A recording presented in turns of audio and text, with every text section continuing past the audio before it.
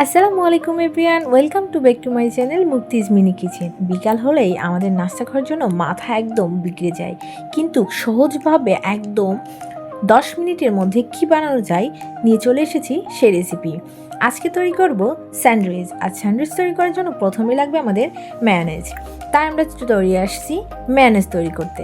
আমি প্রথমে একটি ব্লেন্ডার নিয়েছি, তার মধ্যে নিয়েছি হাফ সিদ্ধ 2টা ডিম। আমি ডিমটা একটু ঠান্ডা হয়ে গেলে ব্লেন্ডারে দিয়ে দিব। তারপরে দিয়ে দেবো 5 থেকে 6টা রসুনের কোয়া, দিয়ে দিব কিছু ধনিয়া পাতা কুচি, দিয়ে দিব স্বাদ মতো লবণ, তারপরে দিব 1.5 চা চামচ চিনি। আমি চিনির পরিমাণটা একটু বাড়িয়ে দিয়েছি, আপনারা চাইলে কম বা বাড়িয়ে নিতে পারেন। আমি তারপরে দিয়ে দিব হাফ চা চামচ গোলমরিচের গুঁড়া। গোলমরিচের গুঁড়াটা একটু বেশি দেওয়ার ট্রাই করবেন। তারপরে দিয়ে দেবো সামান্য আদা বাটা, 2টা কাঁচামরিচ। এবার দিয়ে দিব 1 ফালি লেবু। আমি লেবুটা রস চিপে নিয়েছি। লেবুর রসটা দেওয়ার জন্য ম্যায়োনেজটা টেস্ট একটু বেশি হবে। তারপরে দিয়ে দেব সয়া সস। আমি সয়া সসটা সামান্য পরিমাণ দিয়েছি। তারপরে দিয়ে দিব 2 প্যাকেট মিনি প্যাক সস। আপনারা চাইলে বোতল বা মিনি প্যাক যে কোনো একটা দিতে পারেন। আমার কাছে হাতের কাছে ছিল মিনি প্যাক, তাই আমি মিনি প্যাকটাই দিয়েছি। এরপর দিয়ে দিব সাদা তেল।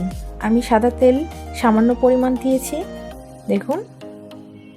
এরপর দিয়ে দিব 2টা ব্রেড। আমি ছোট ছোট 2টা ব্রেড আবারও টুকরা করে ব্লেন্ডারে দিয়ে দিয়েছি।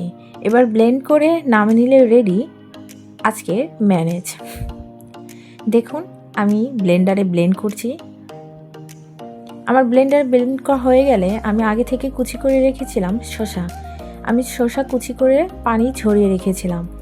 এবার এই কুচি শসার মধ্যে দিয়ে দিব আমার ব্লেন্ড করা ম্যায়োনেজটা। আমি ম্যায়োনেজটা দিয়ে শসার সাথে ভালোভাবে মিক্স করে নিব। দেখুন আমি চামচের সাহায্যে কিভাবে ভালোভাবে মিক্স করে নিচ্ছি।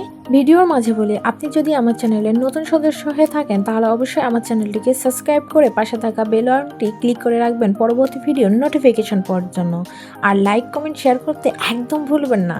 আপনাদের পছন্দ মতন প্রতিদিন নিয়ে চলে এসেছি ডেইলি নতুন নতুন রেসিপি, দেখতে একদম ভুলবেন না কিন্তু।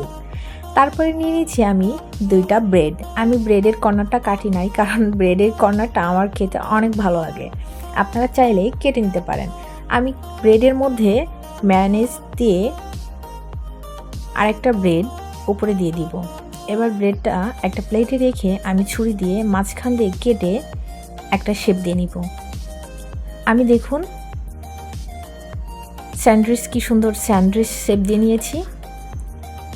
আমার স্যান্ডউইচটা একদম অনেক সফট হয়েছে। আমি আপনাদেরকে দেখাচ্ছি, দেখুন কি সুন্দর হয়েছে, কতটা ইয়াম্মি। আমি সেমভাবে আরেকটা তৈরি করে আপনাদেরকে দেখিয়ে দিব। আমি সেমভাবে আরেকটা তৈরি করলাম, দেখুন। এবার এটাও কেটে আবারও 2টা শেপ দিয়ে নিব। আমার হয়ে গেল আজকে বিকালের নাস্তা স্যান্ডউইচ। মাত্র 10 মিনিটে ঝটপট কিভাবে নাস্তা তৈরি করা যায় নিয়ে চলে আসি আমি রোজ রোজ নাস্তা রেসিপি। আমার রেসিপিটি যদি আপনার ভালো লেগে থাকে তাহলে অবশ্যই আমার চ্যানেলটিকে সাবস্ক্রাইব করে পাশে থাকা বেল বাটনটি ক্লিক করে রাখবেন। আর লাইক কমেন্ট শেয়ার করতে একদম ভুলবেন না। আবারও দেখা হবে নতুন কোনো রেসিপি নিয়ে। সে পর্যন্ত ভালো থাকুন, সুস্থ থাকুন আর আমার জন্য দোয়া করুন। আল্লাহ হাফেজ।